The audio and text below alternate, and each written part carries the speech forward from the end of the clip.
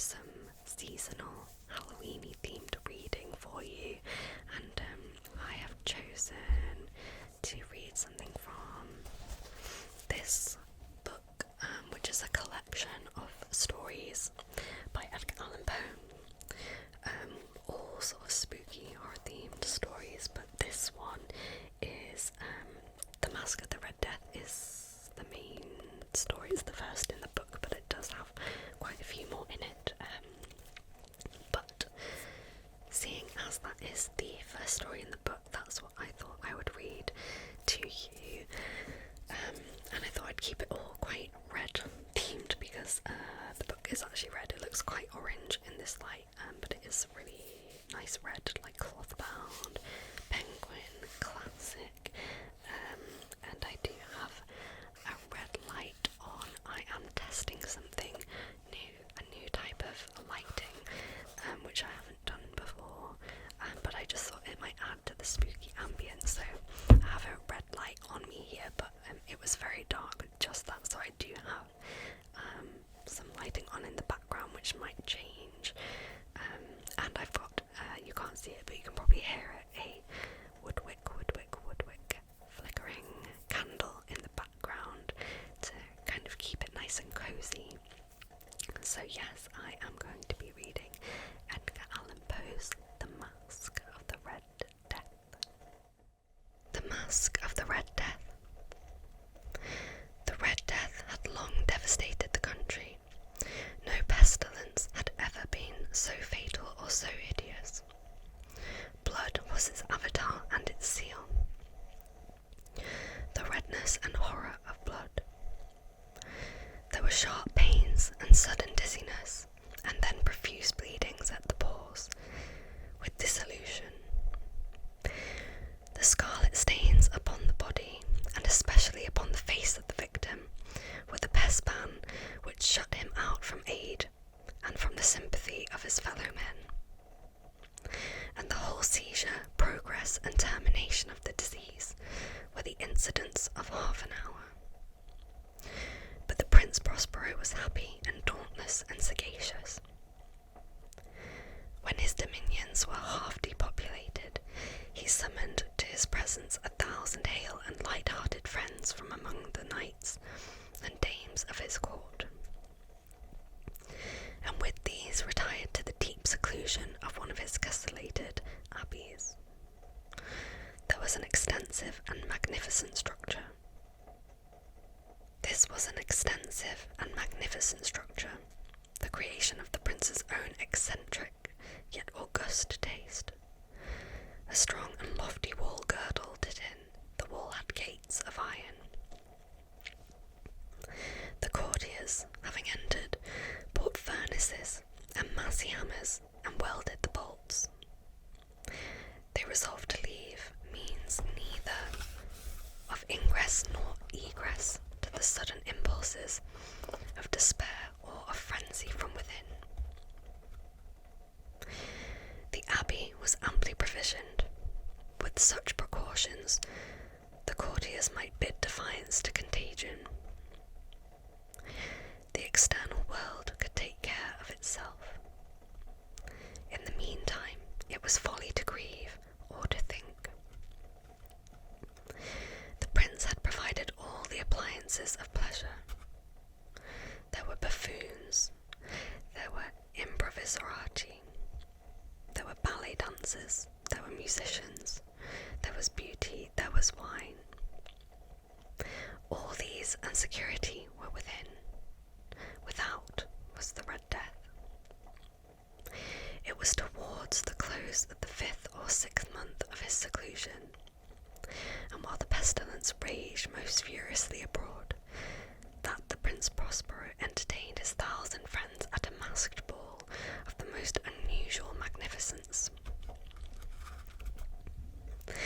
It was a voluptuous scene, that masquerade, but first let me tell you of the rooms in which it was held. There were 7, an imperial suite. In many palaces, however, such suites form a long and straight vista, while the folding doors slide back nearly to the walls on either hand, so that the view of the whole extent is scarcely impeded. Here the case was very different, as might have been expected from the Duke's love of the bizarre. The apartments were so irregularly disposed that the vision embraced but little more than one at a time. There was a sharp turn at every 20 or 30 yards, and at each turn a novel effect. To the right and left, in the middle of each wall, a tall and narrow Gothic window looked out upon a closed corridor, which pursued the windings of the suite. These windows were of stained glass, whose colour varied in accordance with the prevailing hue of the decorations of the chamber into which it opened. That at the eastern extremity was hung, for example, in blue, and vividly blue were its windows, and the second chamber was purple in its ornaments and tapestries, and here the panes were purple. The third was green throughout, and so were the casements. The fourth was furnished and lighted with orange, the fifth with white, the sixth with violet. The seventh apartment was closely shrouded in black velvet tapestries that hung all over the ceiling and down the walls, falling in heavy folds upon a carpet of the same material and hue. But in this chamber only, the colour of the windows failed to correspond with the decorations. The panes here were scarlet, a deep blood colour. Now in no one of the 7 apartments was there any lamp or candelabrum, amid the profusion of golden ornaments that lay scattered to and fro or depended from the roof. There was no light of any kind emanating from lamp or candle within the suite of the chambers. But in the corridors that followed the suite there stood, opposite to each window, a heavy tripod, bearing a brazier of fire, that projected its rays through the tinted glass and so glaringly illuminated the room, and thus were produced a multitude of gaudy and fantastic appearances. But in the western or black chamber the effect of the firelight that streamed upon the dark hangings through the blood-tinted panes was ghastly in the extreme, and produced so wild a look upon the countenances of those who entered, that there were few of the company bold enough to set foot within its precincts at all. It was in this apartment also that there stood against the western wall a gigantic clock of ebony.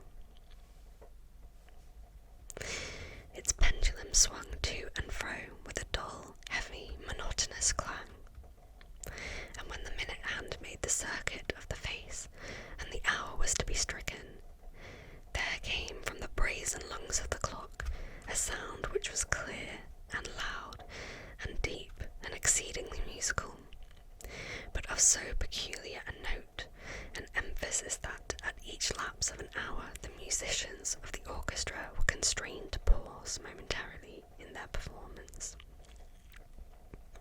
to hearken to the sound, and thus the waltzers perforce ceased their evolutions, and there was a brief disconcert of the whole gay company. And, while the chimes of the clock yet rang, it was observed that the giddiest grew pale, and the more aged and sedate passed their hands over their brows as if in confused reverie or meditation. But when the echoes had fully ceased, a light laughter at once pervaded the assembly. The musicians looked at each other and smiled as if in their own nervousness and folly, and made whispering vows each to the other that the next chiming of the clock should produce in them no similar emotion.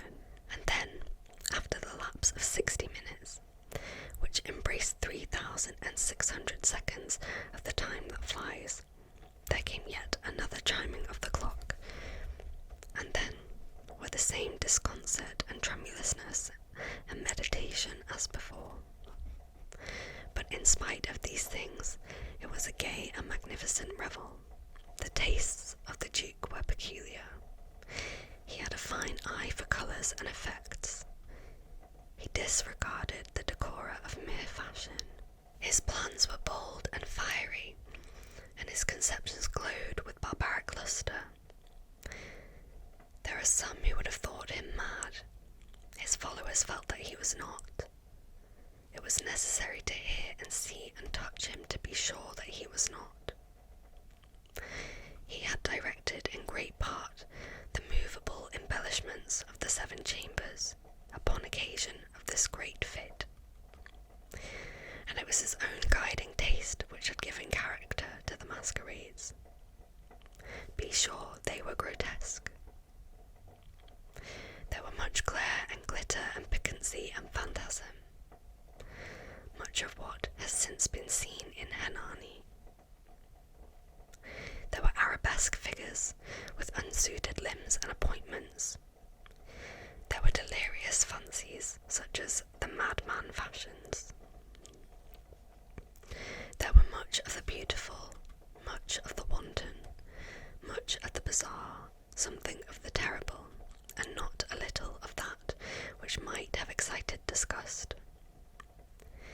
To and fro in the 7 chambers there stalked, in fact, a multitude of dreams, and these the dreams writhed in and about, taking hue from the rooms, and causing the wild music of the orchestra to seem as the echo of their steps. And anon there strikes the ebony clock which stands in the hall of the velvet. And then for that moment all is still, and all is silent, save the voice of the clock. The dreams are stiff frozen as they stand, but the echoes of the chime die away. They have endured but an instant, and a light, half-subdued laughter floats after them as they depart. And now again the music swells, and the dreams live and writhe to and fro more merrily than ever, taking hue from the many-tinted windows through which stream the rays from the tripods. But to the chamber which lies most westwardly of the 7, there are now none of the maskers who venture, for the night is waning away, and there flows a ruddier light through the blood-coloured panes, and the blackness of the sable drapery appalls. And to him whose foot falls upon the sable carpet, there comes from the near clock of ebony a muffled peal, more solemnly emphatic than any which reaches their ears, who indulge in the more remote gaieties of the other apartments. But these other apartments were densely crowded, and in them beat feverishly the heart of life. And the revel went whirringly on until, at length, there commenced the sounding of the midnight upon the clock. And then the music ceased, as I have told, and the evolutions of the waltzes were quieted, and there was an uneasy cessation of all things as before. But now there were 12 strokes to be sounded by the bell, and thus it happened. Perhaps that more of thought crept, with more of time, into the meditations of the thoughtful among those who revelled, and thus too it happened perhaps that before the last echoes of the last chime had utterly sunk into silence, there were many individuals in the crowd who had found leisure to become aware of the presence of a masked figure which had arrested the attention of no single individual before. And the rumour of this new presence having spread itself whisperingly around, there arose at length from the whole company a buzz or murmur expressive of disapprobation and surprise, then finally of terror, of horror and disgust. In an assembly of phantasms such as I have painted, it may well be supposed that no ordinary appearance could have excited such cessation.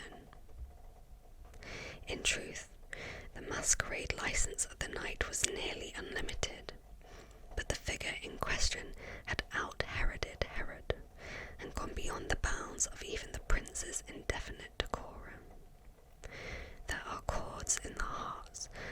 most reckless which cannot be touched without emotion. Even with the utterly lost, to whom life and death are equally jests, there are matters of which no jest can be made. The whole company, indeed, seemed now deeply to feel that in the costume and bearing of the stranger neither wit nor propriety existed. The figure was tall and gaunt, and shrouded from head to foot in habiliments of the grave. The mask which concealed the visage was made so nearly to resemble the countenance of a stiffened corpse that the closest scrutiny must have had difficulty in detecting the cheat, and yet all this might have been endured, if not approved by the mad revellers around. But the murmur had gone so far as to assume the type of the Red Death. His vesture was dabbled in blood, and his broad brow, with all the features of the face, was besprinkled with the scarlet horror.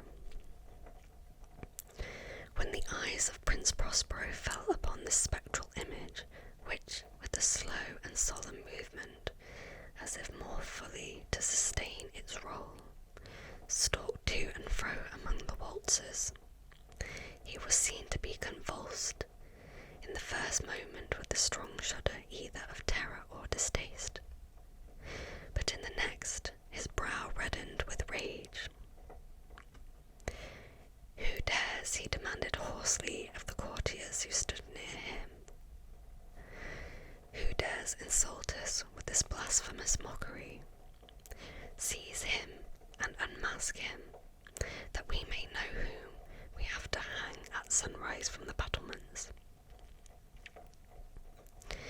It was in the eastern or blue chamber in which stood the Prince Prospero as he uttered these words. They rang throughout the 7 rooms loudly and clearly, for the prince was a bold and robust man, and the music had become hushed at the waving of his hand. It was in the blue room where stood the prince, with a group of pale courtiers by his side. At first, as he spoke, there was a slight rushing movement of this group in the direction of the intruder, who, at the moment, was also near at hand, and now, with deliberate and stately step, made closer approach to the speaker. But from a certain nameless awe with which the mad assumptions of the murmur had inspired the whole party, there were found none who put forth hand to seize him, so that unimpeded he passed within a yard of the prince's person, and while the vast assembly, as if with one impulse, shrank from the centres of the rooms to the walls, he made his way uninterruptedly, but with the same solemn and measured step which had distinguished him from the first, through the blue chamber to the purple, through the purple to the green, through the green to the orange, through this again to the white, and even thence to the violet. Here a decided movement had been made to arrest him. It was then, however, that the Prince Prospero, maddening with rage and the shame of his own momentary cowardice, rushed hurriedly through the 6 chambers, while none followed him on account of a deadly terror that had seized upon all. He bore aloft a drawn dagger, and had approached in rapid impetuosity to within 3 or 4 feet of the retreating figure, when the latter, having attained the extremity of the velvet apartment, turned suddenly and confronted his pursuer. There was a sharp cry, and the dagger dropped gleaming upon the sable carpet, upon which, instantly afterward, fell prostrate in death the Prince Prospero. Then, summoning the wild courage of despair, a throng of the revellers at once threw themselves into the black apartment, and, seizing the murmur, whose tall figure stood erect and motionless within the shadow of the ebony clock, gasped in unutterable horror at finding the grave cerements faces and corpse-like masks, which they handled with so violent a rudeness, untenanted by any tangible form. And now was acknowledged the presence of the Red Death. He had come like a thief in the night, and one by one dropped the revellers in the blood-bedewed halls of their revel, and died each in the despairing posture of his fall. And the life of the ebony clock went out with that of the last of the gay, and the flames of the tripods expired, and darkness and decay and the Red Death held illimitable dominion over all. So I hope you enjoyed that reading of The Mask of the Red Death by Edgar Allan Poe. I hope it was sufficiently spooky for you. Let me know if you enjoy these reading videos. If so, I will try to do some more, although I don't think I will be doing them in this low lighting again because this was very difficult, and I struggled to see some of it, especially with the light in the background changing brightness as well. So thank you so much for watching. If you enjoyed this, please like and subscribe.